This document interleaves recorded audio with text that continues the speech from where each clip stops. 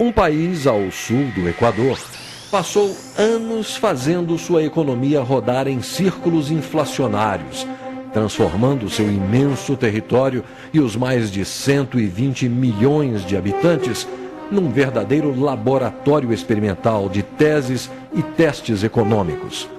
Lembrado como o país das jabuticabas, fruta doce, exótica e desconhecida fora do seu território, este país proporcionou ao mundo mais uma estranha novidade. 20 trilhões e 700 bilhões percentuais de inflação acumulada num período de 15 anos. Sem guerras internas ou externas e abençoado por natureza, não havia justificativa racional para o abismo numérico. Não foi apenas mais uma jabuticaba amarga oferecida à ciência política e econômica. Foi um recorde mundial de imposto indireto e concentração de renda.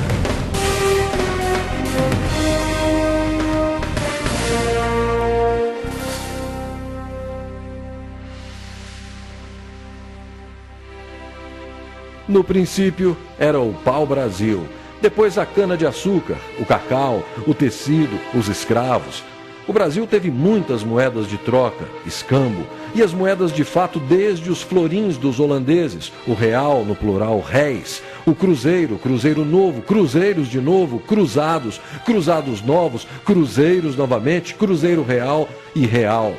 Foi com Getúlio Vargas, a Segunda Guerra e a industrialização que o Brasil conheceu o cruzeiro. Ele voltaria ao cenário muitas vezes, e é com ele que começaria o trilionário mergulho no abismo da inflação.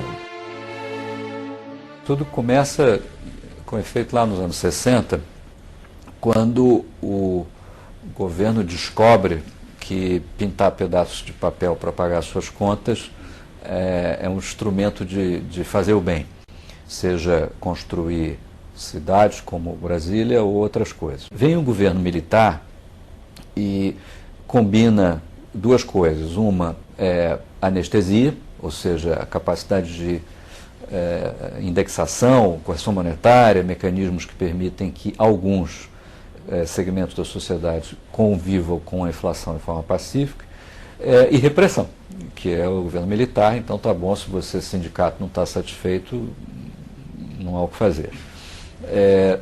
E aí, durante o período militar, houve uma acumulação imensa de tensões, vamos dizer assim, nas finanças públicas e muita inflação reprimida. Vem a democracia em 1985, a inflação brasileira está na faixa dos 100% ao ano. Já não era pequenininha no final do governo militar. No final da administração do presidente Sarney, que foi o primeiro governo democrático que a gente tem em tanto tempo, o último mês do governo Sarney foi de 80% ao mês de inflação. Ou seja, como é que o Brasil vai de 100% ao ano para 80% ao mês no primeiro governo democrático, depois de 20 anos, 30 anos, sei lá quanto tempo de governo militar? Acumulou 20,7 trilhões por cento de inflação de abril de 1980 até 1995, em 15 anos. Isso é uma tragédia distributiva, econômica, de proporções extraordinárias, tá certo? Então, quem viveu esses 15 anos anteriores ao Plano Real, talvez só não tenha sentido tanta dor, porque tínhamos essa dose regular de morfina ou cocaína proporcionada pela correção monetária, que dava certa anestesia. A economia brasileira, na década de 80, passou pela experiência de vários planos de estabilização. Naquela oportunidade, esses planos tentaram tratar um doente com um tipo de medicamento que era errado. Fazendo analogia com o médico, quer dizer, o Brasil estava doente e apresentava uma febre. Obviamente, você teria que verificar quais seriam as origens dessa doença. Em economia, a gente pode dividir os fatores que afetam o fenômeno em dois: o mecanismo de propagação e as origens. O mecanismo de propagação corresponde à febre. As origens do problema na economia brasileira desde a década de 80 é, ainda hoje, a crise fiscal do Estado. Durante muitos anos o Brasil financiou seus gastos públicos com instrumentos da inflação. Na verdade, os governos utilizaram o espaço dado pela própria inflação para resolver os problemas dos gastos públicos. Os planos de estabilização, como o Plano Cruzado, eles identificaram na origem do problema a febre do paciente. Obviamente deram um antitérmico e com esse diagnóstico errado, certamente não levou a economia a lugar nenhum. Nós tivemos então uma sucessão de planos de estabilização que foram um completo desastre. Tudo foi estudado criteriosamente e com seriedade. Mas este programa tem que ser um programa do povo brasileiro. Todos estaremos mobilizados nesta luta. Cada brasileiro ou brasileira será e deverá ser um fiscal dos preços. E aí posso me dirigir a você, brasileiro ou brasileira, para investi-lo no fiscal do presidente, para a execução fiel desse programa em todos os cantos deste Brasil. Na verdade, era o Larida, depois Cruzado, um plano de Pércio Arida e André Lara Rezende, estudado desde o início dos anos 80. Ainda era uma teoria, mas o horizonte não apresentava muitas alternativas. Quando já estava assim na boca aí de sair o plano, alguém disse para o Sarney assim, né? Olha, mas o negócio é o seguinte, isso aqui é uma jogada de alto risco, se der errado vai ser uma hecatombe, né? Aí o Sarney falou, não tem problema, a situação já está ruim, quer dizer, não pode ficar pior que isso. Então o que, digamos assim, levou ao Sarney a tomar a decisão do plano foi mais ou menos que era uma última saída. Ao contrário do plano real, né, se chegou à conclusão de que o plano tinha que ser uma surpresa, tinha que ser aplicado da noite para o dia e tinha que ser uma surpresa. Eu mesmo dei uma entrevista desafortunada ao Jornal do Brasil porque fiz a crítica. Uma semana depois veio o plano, eu não sabia. Tinha sido líder do governo, mas era senador e não tinha informação.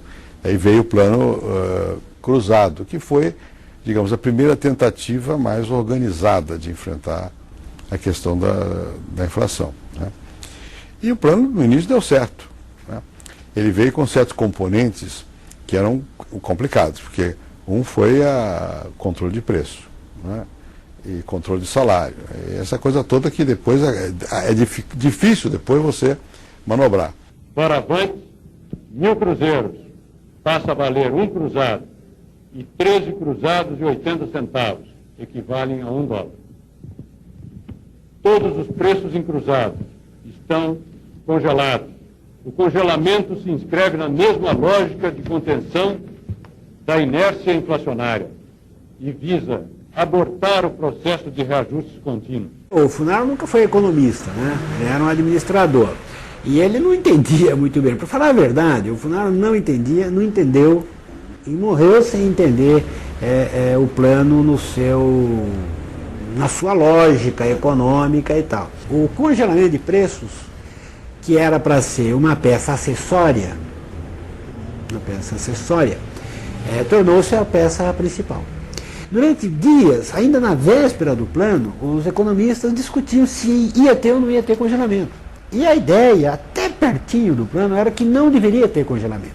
O congelamento de preços, que era para ser uma peça acessória, tornou-se a peça principal. Durante dias, ainda na véspera do plano, os economistas discutiam se ia ter ou não ia ter congelamento. E a ideia, até pertinho do plano, era que não deveria ter congelamento. E eu lembro que o PSL sempre dizia, não, a gente tem que ter assim, um preço subindo, um preço caindo, de modo que a média dá zero, para dar uma inflação zero. Se você faz o congelamento no dia 10, o que acontece? Como é que estão os preços no dia 10? Bom, tem preço que acabou de ser reajustado, está no pico. Tem preço que foi reajustado há uma semana, está na média. Tem preço que foi reajustado há 3 semanas e está no vale, está no nível mais baixo. Vamos imaginar que só tenha 3 agentes na economia. O João, o Antônio e a Maria. Né? Quer dizer, então o João aumenta seus preços todo dia 1º do mês. Aí a Maria, que compra do João coisas, etc., aumenta seus preços no dia 10 do mês. E o Antônio aumenta no dia 20. Quando começou isso, não importa quem começou, porque isso, né? Mas isso começou e está funcionando. Agora imagine que você queira acabar com essa... E a inflação então está em 10% ao mês. Todo mês tem uma inflação de 10%. É uma média dos 3. São os 3. Os 3 aumentam 10%. Né? Os seus preços, só tem 3 agentes na economia.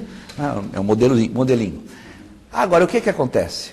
Quer dizer, vamos que eu diga, João, você precisa parar de aumentar seus preços. Então, quando chegar o dia 1º, você não aumenta seus preços. Né? Porque nós vamos fazer um plano, vamos fazer... cortar o déficit público, vamos fazer isso e aquilo. O João diz, bom, mas se eu parar de aumentar, se eu não aumentar meu preço agora, eu vou sair perdendo muito, porque eu já aceitei os preços mais altos deles e eu vou ficar com os meus preços relativos muito abaixo dos outros. Eles também param, mas eu fico desequilibrado, não posso parar. O resultado, dadas essas complicações todas, o pessoal falou, então vamos congelar os preços básicos. Quais preços? Quer saber de uma coisa? Está tudo congelado. E aí quando chegou perto do dia que o Sarney e o Funaro foram se entrosando mais com o plano, mais o Sarney, eles ficaram com medo dessa ideia. Como é que faz uma desindexação e tal? E aí veio o negócio de congelamento. O congelamento é perfeito. Para um político, entende direto, preços estão congelados. Isso aí é uma coisa fácil de entender. Né? O que é congelamento? E como tinha alguns economistas do plano que defendiam o congelamento, então vai de congelamento.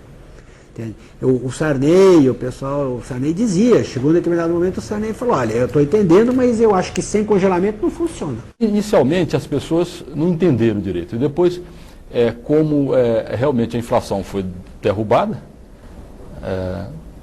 houve uma adesão completa. Né? Agora, veja bem, ela foi derrubada e as pessoas aderiram porque eles fizeram o congelamento de preços. Né? O presidente, na época, José Sarney, chegou a ter índice de popularidades nunca visto no Brasil, né, acima de 90%. E a adesão foi tão grande que criou-se até os fiscais do Sarney, pessoas que fechavam o supermercado, que estavam remarcando o preço. Estou em nome do José Sarney, o nosso presidente e o presidente da nova república.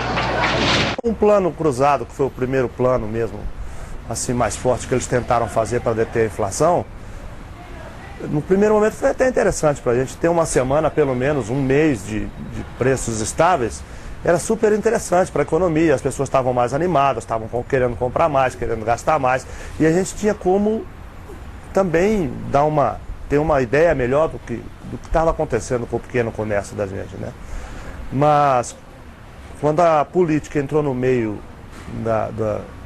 da economia, que eles proibiram o Funaro de reajustar os preços de 3 em 3 meses para que as empresas começassem de novo a colocar os produtos no mercado, entendeu? Começou a haver desabastecimento. Esse desabastecimento quase que acaba com as pequenas casas, porque eles não tinham poder de fogo para poder fazer compras. Eu me lembro que uma vez o ministro era o Dilson Funaro e eu era senador.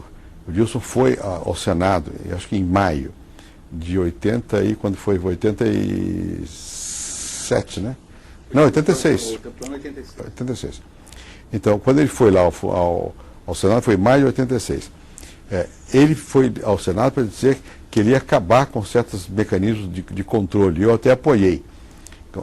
Mas isso caiu muito mal, porque todo mundo queria mesmo uma economia controlada, com o governo interferindo, né? Com controle de preço, não sei o quê, porque era esse o hábito. Um pouco antes do cruzado, a gente fazia um remanejamento de preços semanal. Então, no início do mês, você estimava uma inflação para aquele período e já fazia um aumento de preço. E durante a semana você iria corrigindo para mais ou para menos, dependendo da evolução dos preços. No plano cruzado, houve o congelamento total, pegou todo mundo desprevenido.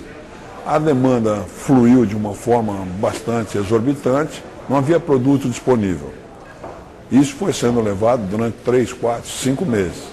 Depois de 7, 8 meses, nós fomos obrigados a fechar as portas durante um período, porque não havia receita para fazer pagamento e não podia comprar algo por 100 e vender por 50. Ninguém faz mágica. Me lembro de um dos momentos mais difíceis, foi quando na época do Plano Cruzado. Porque com o Plano Cruzado houve um período maior. Me lembro de trabalhadores dizendo: poxa, Vicentinho, você do sindicato estão criticando o pacote, mas estou tomando cerveja baratinho aqui faz tempo. Faz meses que eu estou tomando cerveja. E a gente fala: puxa vida, daqui a pouco explodiu outra vez. Eu acho que era a terceira ou quarta semana, o Funari, então, instado pelos economistas, falou: olha, então nós precisamos preparar o descongelamento de preços. Aquilo caiu como uma bomba no Palácio do Planalto, e o Fernando César Mesquita, que era o secretário de imprensa do presidente, certamente falou com o Sarney, e Fernando César soltou uma bomba. Ele vai aos jornalistas e diz: falar em descongelamento é traição. Descongelamento é traição. E aí morreu, claro. O recado dado, a ideia de descongelamento morreu completamente, não se falava mais disso. Bom, e aí aconteceu o que era o esperado. Quer dizer, você tinha um consumo muito acelerado, dado o ganho de poder aquisitivo, e a economia não conseguia produzir o suficiente. Começou-se a importar muito. Lá pelas tantas o cara falou: olha, está faltando tampinha de cerveja. Teve que importar alumínio para fazer tampa de cerveja. Eu lembro que pessoas iam, aqui em Brasília, por exemplo, pessoas iam na periferia da cidade comprar carne que eram abatidas clandestinamente. Bois, vacas abatidas clandestinamente, que as pessoas traziam dentro do porta-mala de carros, e aí as pessoas à noite iam comprar carne, porque você não encontrava carne, nem nenhum derivado da carne, nem industrializada, não encontrava absolutamente nada. Carne de vaca, boi, porco, galinha, né? Frango, você não encontrava nada. E depois esse desabastecimento levou a medidas que hoje você acha até que se pergunta se realmente isso ocorreu. Que, por exemplo, a Polícia Federal foi acionada para caçar boi em pasto. Se o abate dos bois não se normalizar nos próximos dias, o governo promete que vai lançar mão da Lei Delegada número 4 e confiscar o boi no pasto. A Polícia Federal e a SUNAB já estão preparadas para o confisco. Nós fomos buscar 2.000 e trouxemos 2.000. A maioria dos pecuaristas vem colaborando com a população, colocando gado para o abate. Mas uma minoria de sonegadores e especuladores ficou contra a população. E é contra esses que o governo está agindo. Nós vamos tentar achar apenas 10 produtos. Dos 10 produtos da nossa lista de compras, nós só conseguimos encontrar 6. O arroz, este papel higiênico que só tem agora desta marca, o óleo de soja que também só tinha desta marca, o feijão, o sabão, os únicos que ficaram na prateleira, a carne e, é claro, de segunda. E aí então os economistas do plano falaram: olha, precisamos fazer um ajuste nisso.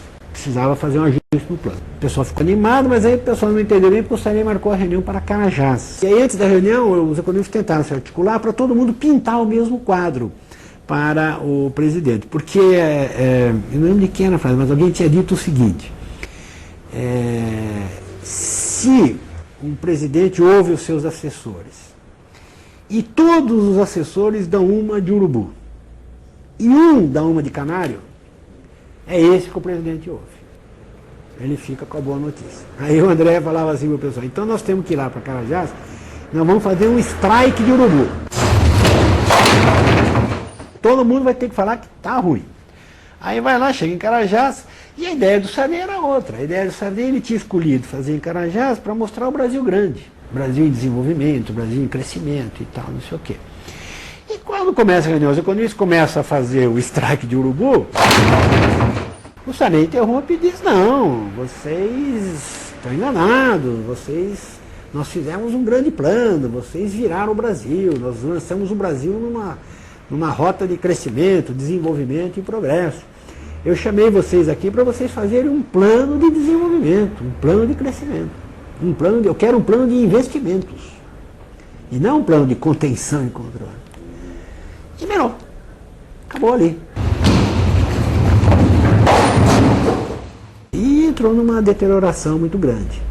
Escassez, câmbio negro, a inflação voltando por fora, né? Quer dizer, embora os preços estivessem congelados, a inflação começou a vir de novo 2, 3, 4 e tal, não sei o quê. E aí ficou evidente que precisava fazer o ajuste. E aí ficou evidente que precisava fazer o ajuste.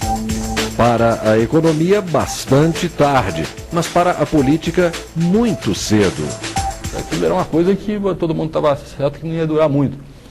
Agora, o governo sabia disso também. Isso era 1986, você estava às vésperas de uma eleição geral, né? E o partido do presidente Sarney era o partido que dominava o país, que era o PMDB, né? Não deixou o governo adotar as medidas, na verdade, as medidas essenciais necessárias de ajuste do plano. E aí, passadas as eleições, o PMDB, se eu não me engano, fez 22 governadores, sei lá, 21 governadores, ou seja, fez a maioria dos governadores, absoluta dos governadores, elegeu quase todo mundo. E aí, momento seguinte, o governo adota o Plano Cruzado 2. Elaborado pelo economista João Manuel Cardoso de Mello, assessor de Dilson Funaro no Ministério da Fazenda, o plano ficou conhecido nos bastidores por Manuelaço. Foi vitorioso numa disputa com o economista Chico Lopes, da equipe de João Sayad do Planejamento, que brigava por uma saída com menos intervenção do Estado e mais mercado. Eles não conseguiram se entender, e aí o Sarney falou, então nós vamos fazer o plano do Funaro, que era ligado ao MDB. Passou a eleição, fizeram o plano e aconteceu exatamente o que o Chico Lopes disse que ia acontecer. Todo mundo reajustou os seus preços em 100%, que o governo anuncia. O preço da gasolina, do cigarro, de bebida, de não sei o que, não sei o que, não sei o que, está aumentado em 100%. Aí o que você é dono de uma loja dessa esquina, o que você fez? Aumentou também, todo mundo aumentou 100%. Foi o que aconteceu. Aí todo mundo deu aquele aumento geral de preços, aí o desrespeito ao congelamento foi total. Na verdade, se tornou toda uma estratégia para esperar as eleições que se deram em novembro naquele ano, e eles conseguiram realmente eleger 22 governadores do PMDB. Quando o pessoal da política elegeu os governadores que queria eleger, no dia 15 de novembro, no dia 16 teve uma inflação imediata de 100% de tudo e apareceu tudo nos mercados novamente. As pessoas estavam informadas e sabiam que vazava água por todo lado e a manutenção do plano era artificial. Com um reajuste de preços dos principais produtos, de combustíveis, energia elétrica, enfim, tudo. E há uma reação popular que nunca tinha se visto também. Uma reação de insatisfação popular, que aqui em Brasília, por exemplo, resultou num quebra-quebra generalizado. A polícia usou gás lacrimogênio para dispersar os manifestantes, que reagiam com pedras que arrancavam do calçamento.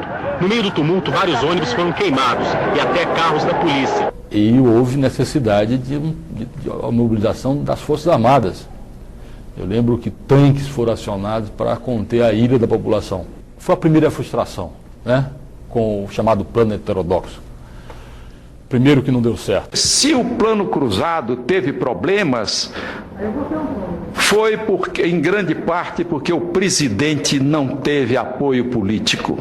Ele não tinha respaldo político. O programa era não conceder ao presidente Sarney que ele tivesse estabilidade. E sem esse apoio político foi impossível que nós tomássemos até o fim as decisões que nós podíamos tomar e que realmente não nos faltava apoio político. Ainda teria o lamentável episódio da moratória, né? O Brasil ainda quebrou no cenário externo, ficou $100, teve que fazer a moratória.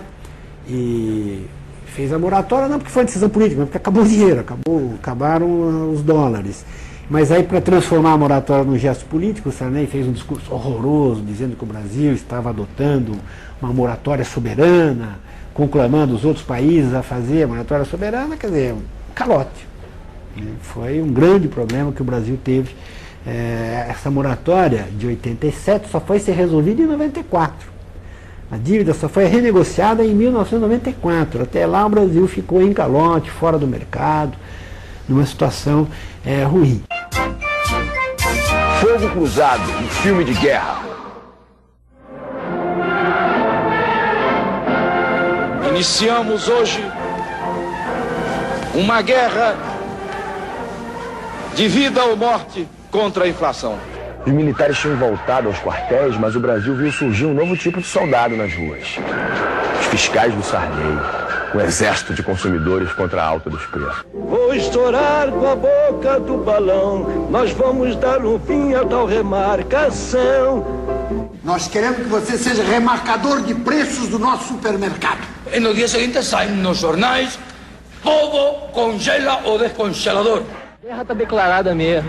E finalmente são abertas as portas dos supermercados. E vejam só a correria. Todo mundo correndo para pegar um litro de leite. A vitória parecia fácil, mas a guerra foi perdida por falta de munição. A produção não cresceu como o país necessitava. Com o fracasso do plano, os soldados foram às ruas para protestar contra o seu comandante.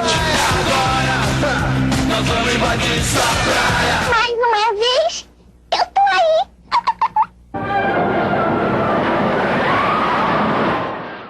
Foi no meio dessa crise brutal, aí o governo declara a moratória da sua dívida externa, né, isso em fevereiro, e em abril, né, sou eu chamado para ser ministro da Fazenda. Quando eu tive que fazer o plano Bresser, eu sabia que aquele plano era um plano provisório. Eu não tinha tempo de fazer o ajuste fiscal necessário enquanto fazia o plano, não tinha tempo de preparar o plano, porque o mundo estava caindo em volta de mim. A inflação estava em 26%, as empresas estavam quebrando, o país estava em moratória. Era preciso fazer um plano que pusesse minimamente a ordem na casa e depois fizéssemos um segundo plano, né, alguns meses depois, que aí realmente acertasse todos os preços relativos, porque eu não ia conseguir, o desequilíbrio era tão grande nos preços relativos, a diferença entre os preços do João, do Antônio e da Maria, que era preciso fazer um segundo plano para acertar isso. Mas não foi possível fazê-lo, né? Quer dizer, aí faltou realmente apoio político. Revi minha posição a respeito da escala móvel de salário, acho que o PMDB devia retirar do seu programa isto. É um programa que foi feito há muitos anos atrás, que eu considero o programa do PMDB uma bíblia, algo que eu tenho que seguir letra por letra, alguma coisa que foi escrita há vários anos atrás, quando o partido não era governo, e deve ser revista. Deve ser revista agora. Não era governo. Mas qual é o motivo de riso? Ou palmas? Mas é claro que quando um partido está fora do governo, ele tem uma visão da realidade que muda quando ele está no governo. Foi naquele momento em que o presidente Sarney decidiu que ia ficar mais um ano no governo, 5 anos, isso criou pressões políticas muito grandes, resultou no Centrão, e eu então não tive apoio político para fazer o ajuste fiscal que eu tinha que fazer para preparar o novo plano.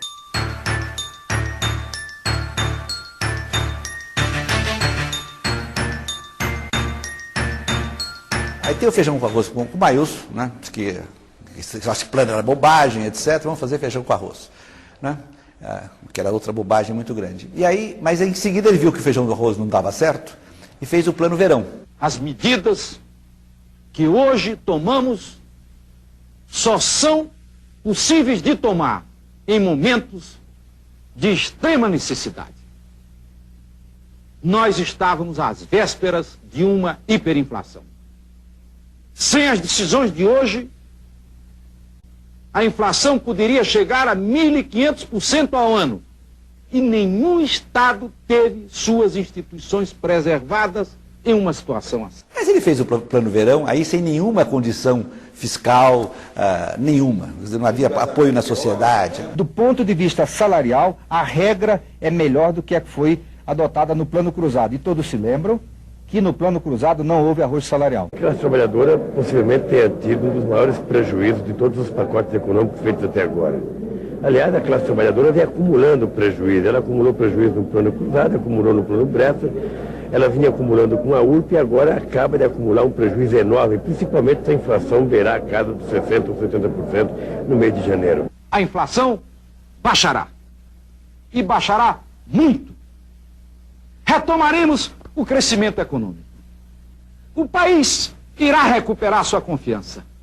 Os preços ficarão estabilizados. Os investimentos públicos não inflacionários voltarão. Voltarão também os investimentos privados. As eleições deste ano serão tranquilas. E o futuro presidente eleito em novembro, encontrará o Brasil em condições de dar um novo e grande salto para o futuro.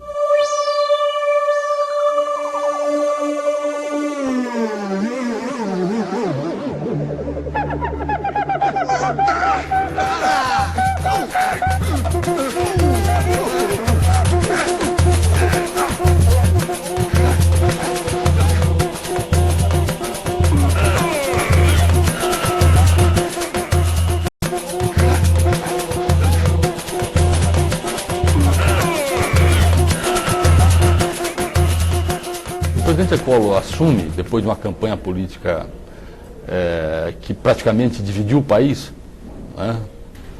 Ele assume com uma inflação de 80% ao mês, quer dizer, é uma coisa, realmente é um desafio, e aí ele lança aquela famosa frase dele que ele só tinha um tiro. Um rifle na mão e apenas com uma bala nesse rifle. E nós temos que acertar esse tiro de modo a liquidar com a inflação.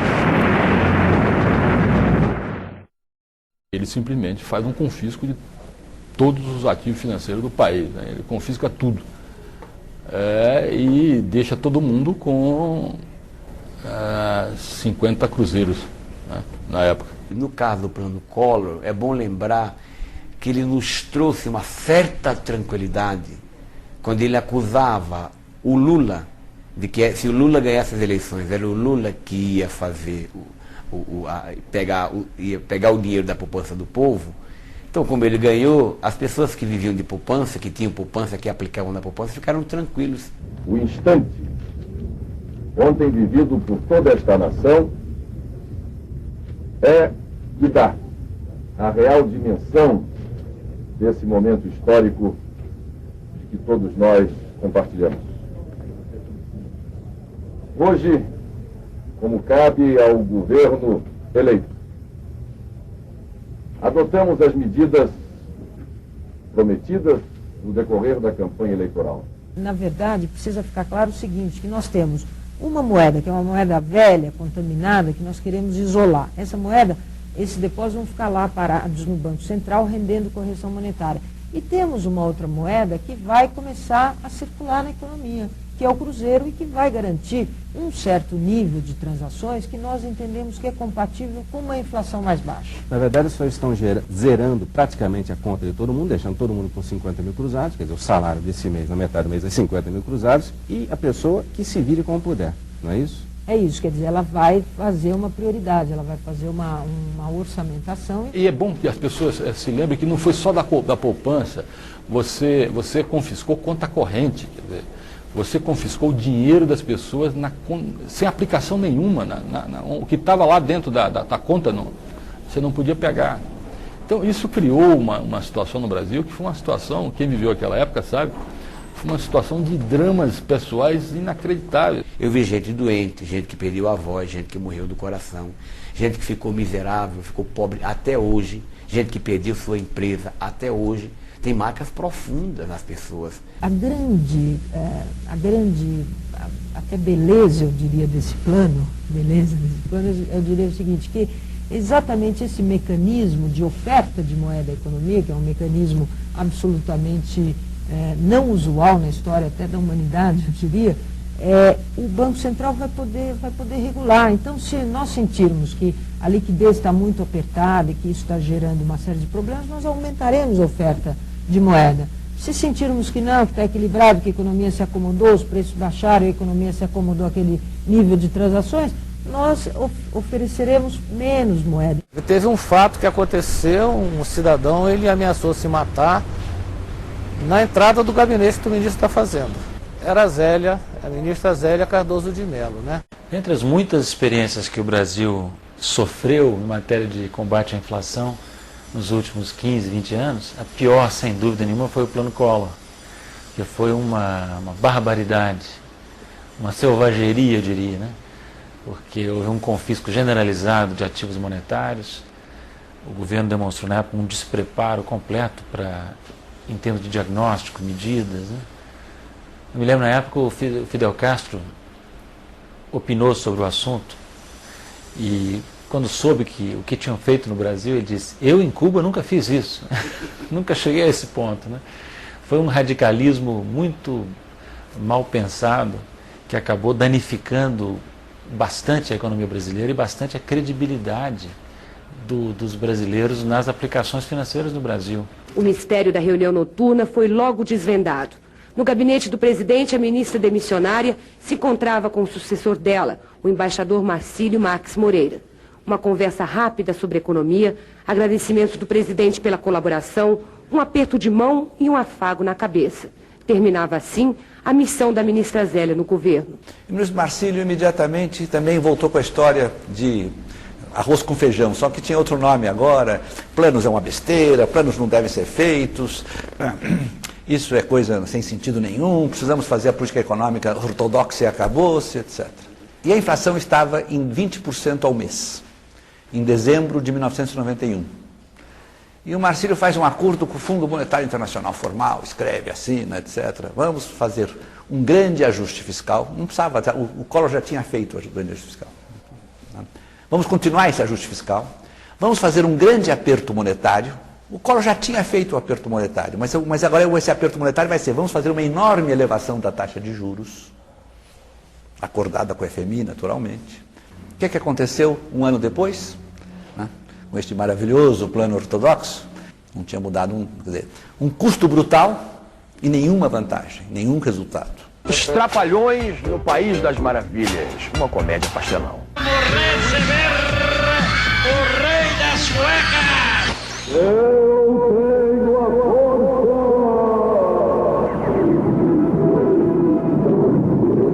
Quem tinha ontem 50 mil cruzados pode ir ao banco e sacar 50 mil cruzeiros. Não há nenhuma penalização aos pequenos poupadores. Eu preciso de dinheiro. Um pedaço se converte-se em cruzeiro, outro pedaço ficou em cruzado. Esse plano, ele é imexível. Coisas não são tão fáceis assim, não são simples. Esse ponto está complicado, não fica, a gente explica. Eu vim para confundir e não para explicar. Alô, alô, Gabriel Brasil. Quero ver o coral, Jacarezinho. Gabriel, Jacarezinho. Gabriel, cuidado com o disco voador. Tira essa escada daí. E vou levar até o fim, custe o que custar, doa a quem doer. A bandeira da luta contra a corrupção. Eu afirmo que isso é mentira. Fica tranquila que também pra você vai sobrar alguma coisa. Cuidado, senta! Que saiam no próximo domingo de casa com alguma peça de roupa numa das cores da nossa bandeira. Vampiro brasileiro. Vamos mostrar as cores que balançam o nosso coração, que são o verde, amarelo, azul e branco. Mostra a sua cara, quero ver quem paga, pra gente ficar assim. Brasil, qual é teu negócio? O nome do teu sócio, confia em mim.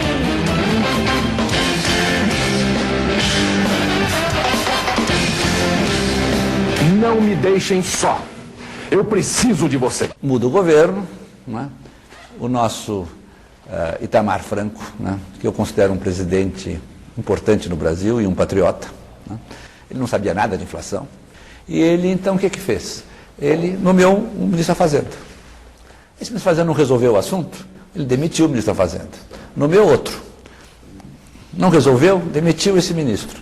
Nomeou outro. Estava nos Estados Unidos, quando o presidente Itamar me chamou pelo telefone para dizer que ele ia mudar o ministro. Por favor, presidente, não faça isso, mantenha o seu ministro aí, que está fazendo esforço. Não sei o quê, não vai dar certo. Eu digo, bom, você não toma nenhuma decisão sem falar comigo, porque eu estou bem como ministro do exterior, eu não tenho aspiração de ser ministro da Fazenda e tal. No fim do dia, no fim da noite, estava num jantar na casa do embaixador, ele me telefonou, ajudante de ordem, que não precisava mais falar comigo. E no dia seguinte de manhã ele já me tinha nomeado. Assim, eu virei ministro da Fazenda. Aí ele remontou a equipe original, que era Pérez André, Baixa, aí Pedro Malan, Chico Lopes e tal. Juntou todo esse pessoal de novo, aí com gente nova no pedaço, como o Gustavo Franco, e o Winston Fritz e tal. E aí, ao contrário dos demais presidentes e dos demais ministros, o Fernando Henrique tinha uma boa compreensão, sabia exatamente, entendeu todo o espírito do plano. O Itamar não entendeu, por exemplo. Até o último minuto, o Itamar queria que tivesse congelamento. E o pessoal do plano dizia que ele queria, morrer, mas não fazia congelamento. Naquele momento, a sociedade brasileira já tinha entendido, né, que a inflação era um jogo de soma menor que zero. Quer dizer, quando eu fiz o plano Bresser, por exemplo, não havia essa ideia no Brasil. Quando eu falei quando eu cheguei no Ministério da Fazenda e falei em fazer ajuste fiscal, quer dizer, o PMDB, que era o meu partido na época, formou-se um grande movimento dentro do partido para me expulsar do partido, porque eu queria fazer ajuste fiscal. Havia setores do meu próprio partido no Congresso que achavam que não havia condições políticas para fazer um plano. E que não era necessário, que bastava diminuir um pouco a inflação, porque haveria eleição depois, e deixar isso para um governo mais estável, com maior expectativa de tempo de poder. Mas não era possível, né? Você não tinha como, a desordem era muito grande, você não tinha informação de nada. Quando foi feito o cruzado, na verdade, isso em 86, a gente nem tinha controle das contas públicas. Não é que se gastava demais, a gente não sabia quanto gastava, não tinha controle. Então, o déficit público era mascarado pela inflação. Então você não tinha noção exata do tamanho do controle. Então, o déficit público era mascarado pela inflação. Então você não tinha noção exata do tamanho do buraco. O Brasil tinha um desequilíbrio fiscal muito maior do que parecia, porque a inflação ajudava a escamoteá-lo. A inflação é um enorme véu, é uma poeira, um zumbido. Isso, não sabia exatamente o que é. Exatamente isso. Sabe por quê? E a razão era simples. Era porque quando você tem uma inflação de 2.000%, 2.500% ao ano, 30%, 40% ao mês, se você, um governador, ou um prefeito, ou a União, atrasa a liberação de uma determinada verba por, digamos, 15 dias, 30 dias, ela reduziu em termos reais aquela verba em 20%, 30%, 40%. Então parecia que você olhava as contas fiscais no final de um ano, parecia que elas não estavam tão mal assim, mas na verdade elas não estavam tão mal assim porque a inflação havia permitido esse processo de corrosão dos gastos nominais em termos reais, e havia um pouco mais de indexação de receitas do que de gastos. Estava bem a economia, 93, 93, 94, foram anos muito bons do crescimento econômico, apesar da inflação. O problema da inflação não é que ela impede o crescimento. Crescimento é uma coisa vazia. Crescimento para quem? O povo não. O povo estava sofrendo, porque não tinha. As empresas estavam ganhando, tinha taxa de lucro bastante elevada. Só que eu, como ministro do exterior, ia para o exterior e dizia isso, ninguém acreditava por causa da inflação. Mas a economia está dando resultado, ninguém acreditava. Com razão, porque são resultados à custa de distorções, né? O salário mínimo, no mês que antecedeu a minha ida para o Banco Central, em agosto de 1993, era 4.638.900 cruzeiros, que era a moeda da época. Esses 4.638.900 cruzeiros tinham um poder de compra equivalente a umas 65 URVs, na época que o salário... Mostrar que o número de milhões ou de algarismos em que o salário se expressava não queria dizer muita coisa. O que importa sempre é o poder aquisitivo, né? O poder de compra de um determinado salário, que é tanto maior quanto mais sob controle está a inflação e o trabalhador sabe que tem a preservação do poder de compra do seu salário. Aí vamos dizer, começa o pesadelo. Tá? Quando o pesadelo começa, é certo também dizer que começa um aprendizado sobre o que está acontecendo com o Brasil, o que há de errado com o Brasil. Não temos guerra civil, furacão, maremoto, é um país abençoado, como é que pode ter inflação de 80% ao mês? E nós tivemos aí, sei lá quantos congelamentos, 4 pelo menos na minha conta, todos fracassados. Nós tivemos que sofrer esse tanto de tentativas fracassadas de curar a nossa infecção com um banho frio, para aprender que tinha sim alguma coisa de errado com o Brasil. E quando a gente adquire essa consciência, é mais ou menos ali na altura do real. Começamos criando o chamado PAI, Plano de Ação Imediata, que era um pouco arroz com feijão. Quer dizer, vamos segurar o orçamento, vamos cortar o orçamento para 50% dos gastos, vamos, enfim, tomar certas medidas de recomposição da verdade fiscal, vamos produzir para o ano seguinte, foi em 93, para 94 um orçamento mais realista, orçamento de verdade, vamos chamar tapar os ralos, que era do desperdício, que era muito grande mesmo, né? Na inflação você nem sabe quem roubou, quem não roubou, aquilo é uma confusão imensa, né? Aproveita muito os malandros, né?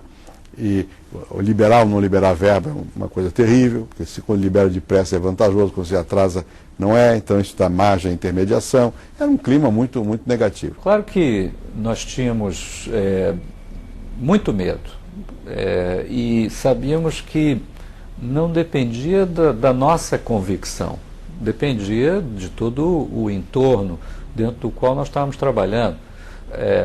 Começa com o ministro Fernando Henrique, que era o 4º ministro do presidente Itamar. Os 3 anteriores saíram em condições complicadas. Nós estávamos há 1 ano e meio de eleições, quer dizer, tudo parecia indicar que nós íamos repetir o final do governo Sarney. E mais, o Congresso estava paralisado pela CPI dos anões do orçamento. O apelido de anões é porque quase todos esses parlamentares são pessoas de pequena estatura. João Alves negou que recebesse propinas, mas suas 13 contas bancárias registravam um movimento superior a 50 milhões de dólares nos últimos 5 anos. Ele foi apontado como chefe dos 7 anões. O que vem ao caso é o seguinte, é que a minha vida, até eu deixar esse orçamento, eu realmente vivi dificuldade financeira. Depois que eu deixei e abandonei e esqueci, Deus me ajudou e eu ganhei dinheiro. Então, os grupos organizados na Comissão de Orçamento que se opunham aos controles não tinham mais força, né? É agora que pode fazer. No momento que está tudo organizado, os interesses não vão permitir que se faça. Mas, curiosamente, o fato é que todos esses elementos que pareciam apontar para o desastre foram exatamente aqueles que configuraram meio que um vazio. Um vazio de ideias e de liderança. E foi isso que o ministro da Fazenda, Fernando Henrique Cardoso, ocupou. Ele formou um time, ele tinha uma ideia, tinha um projeto, trouxe esse projeto para o centro do tabuleiro e numa circunstância onde o Congresso está paralisado, o presidente não sabe bem o que fazer, não há outra coisa a competir do ponto de vista de agenda política e econômica, a situação deteriorando, a população cobrando uma providência e, ao mesmo tempo, com essa desconfiança toda de planos econômicos, os seus garfos e truques e tal. E, portanto, o vazio se tornou nosso combustível, nós ocupamos o espaço. O Itamar foi mudando pessoas do governo, inclusive num momento caiu alguém do BNDES, nós pusemos lá o Pércio. Então você já tinha o Pércio, você tinha o André, você tinha o Baixo, você tinha o Gustavo, você tinha o Malan. Caiu o presidente do Banco Central, botamos o Malan. Então você tinha uma equipe pesada de economistas com imaginação que podiam organizar um plano. E nós já estamos controlando mais o Banco Central, não sei o quê, o Ministério do Planejamento. Na prática eu virei um quase primeiro-ministro. Da área econômica eu era primeiro-ministro. E quando o senador Fernando Henrique Cardoso foi para o governo, todo mundo sabia que haveria um outro choque heterodoxo. Por quê? Porque ele levou para a sua equipe, quer dizer, os economistas da época, os mais brilhantes economistas da época, e são pessoas que estavam na origem de todas as concepções dos planos heterodoxos que foram adotados, né? Eu não sou economista, mas eu tenho leitura em economia, eu ouvi aquelas conversas e tal. Agora, a decisão para a qual eu contribuí foi uma ideia do Pércio, que foi, nós nos reunimos para fugir da imprensa, às vezes na casa de alguém, na minha casa, lá em Brasília, meu apartamento. E uma vez aqui em São Paulo, numa tarde de sábado, o Pércio foi lá e disse, vamos simplificar tudo, não sei o quê. O Pércio é músico e matemático, ele gosta das coisas mais claras possíveis, com economia de tudo e tal. E por que não fazer uma coisa explicando, transparente? Eu peguei isso na palavra, eu digo, vamos fazer isso. Estava pronta a medida provisória que criava o RV e, na verdade, criava também o real, porque ali estava escrito já que quando a URV fosse impressa como dinheiro, papelzinho físico, ela mudaria de nome e passaria a se chamar real. Quer dizer, o real nasceu no dia 28 de fevereiro de 1994. No dia 27, que se eu não me engano era um domingo, o presidente Itamar Franco reuniu o Ministério para discutir a medida provisória e naquela ocasião houve um impasse, mais de um talvez, mas o mais importante com o ministro do Trabalho, o Dr. Walter Barelli. E o impasse foi tão sério que no meio do decorrer dessa reunião, que durou praticamente a tarde inteira, eu me lembro de ter entrado na reunião na hora do almoço e sair na hora do jantar, no decorrer dessa reunião o ministro Fernando Henrique pediu demissão sim umas 3 vezes, que eu tenho anotado, pode ter sido até mais. Ele tinha solicitações que eram muito parecidas com as coisas que fizeram o cruzado dar errado. Então, para nós, assistindo aquela discussão, era como se nós estivéssemos a um passo de repetir a experiência do cruzado. Quando chegou no real, o pessoal dizia, olha, não pode ter congelamento e tem que ter controle das contas públicas. E daí que veio o tal Fundo Social de Emergência. Que é mentira, né? Que não é fundo, não era social e não era de emergência. Era só um modo de controlar o gasto público. Né? E daí que veio o tal Fundo Social de Emergência. Que é mentira, né? Que não é fundo, não era social e não era de emergência. Era só um modo de controlar o gasto público. Né? Nós tínhamos que aumentar o cacife do governo. Para isso nós criamos o chamado Fundo Social de Emergência, que na prática era uma redução direta da capacidade que algumas verbas tinham de destinação fixa. Cortamos, não me lembro quanto, 15% dessas verbas. Inclusive, tentamos cortar dos fundos de participação dos municípios e dos estados. Enfim, foi um aperto danado no Congresso para poder obter essa redução de obrigatoriedade do gasto público para certas áreas, para nós termos uma caixa maior para usar no que nos parecia o mais adequado. Né? Isso foi aprovado, foi uma luta. Tudo isso, você não imagina a dificuldade para aprovar no Congresso. E aí nós aproveitamos a revisão constitucional, que só aprovou 2 coisas, o Fundo Social de Emergência e a emenda de redução do mandato do Presidente da República de 5 para 4 anos. Infelizmente, às vezes é preciso que uma determinada situação se agrave e mostre a sua face mais dura e mais cruel, para o país conseguir mobilizar vontades, corações, mentes, apoio político, coalizão de forças para dizer, olha, nós não podemos continuar vivendo desta maneira. Essa coisa de quem fez o plano, não sei o que, quem fez o plano foi os técnicos. Eu fiz politicamente, ajudei a fazer. E o presidente Itamar deu respaldo. Ninguém faz uma coisa sozinho, isso não é uma coisa, não é um artigo de jornal, é uma reconstrução das instituições no país. No plano real, se impediu então de que o financiamento dessa crise fosse feito através da emissão de moeda.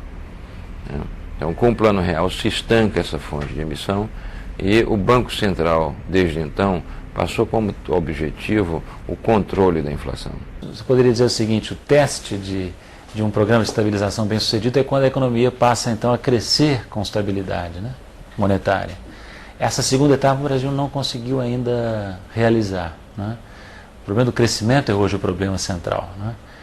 O Brasil está desde o início dos anos 80 basicamente estagnado em termos de produto por habitantes. Portanto, tem uma geração inteira de brasileiros que nasceu em 1980, por aí, que não sabe o que é crescimento econômico sustentado. O Brasil, vamos ser bastante claros aqui, nós estamos falando que o Brasil é um país que, por conta da instabilidade macroeconômica e possivelmente por conta de medidas que não tenham sido as melhores, as mais adequadas para procurar resolver o problema da instabilidade macroeconômica, pagou um preço extremamente elevado de 25 anos de baixo crescimento. É um preço muito alto para você pagar pela instabilidade, para corrigir a instabilidade macroeconômica. O Brasil, entre 1980 e 1994, teve uma doença, uma grave doença econômica chamada alta inflação inercial. Quer dizer, a partir de 1995, terminada a alta inflação inercial, o Brasil, infelizmente, passou a ter uma outra doença, que é a alta taxa de juros e a baixa taxa de câmbio. Há toda uma argumentação dizendo que se o governo baixar a taxa de juros, a inflação volta. Mas isso é tolice. A inflação não volta em absoluto se você baixar a taxa de juros. Um dos outros países não volta porque no Brasil há de voltar. Quer dizer, o Brasil tem taxas de juros que são só no Brasil. né? É uma jabuticaba, porque jabuticaba é uma coisa... Só que é uma jabuticaba amarga, porque a jabuticaba é uma coisa que só tem no Brasil, mas é uma maravilha. Houve crise incessante no sistema mundial. Em 94, em dezembro, estourou a crise do México. Houve do México, da Ásia, da Rússia, da Argentina, a nossa e a dos Estados Unidos, de 2001 de setembro. Foi muita crise em cima, né? E houve vários momentos, por exemplo, a principal, a mais difícil para nós, foi quando estourou o câmbio, em 99, né? Quer dizer, quando nós tentamos ajustar o câmbio, que não deu certo, e tivemos que deixar flutuar o câmbio. Ali havia muito perigo da volta da inflação. Por que ela não voltou? Ela não voltou porque nós tínhamos quebrado a indexação. Levamos 4 anos quebrando a indexação. O Plano Real, que foi o mais, vamos dizer, talentoso dos planos de estabilização, porque ao invés de controlar todos os preços, ele decidiu controlar um único preço, que foi o preço do câmbio. Então ele teve um talento de composição muito grande, mas ele também foi estendido além do prazo que seria razoável.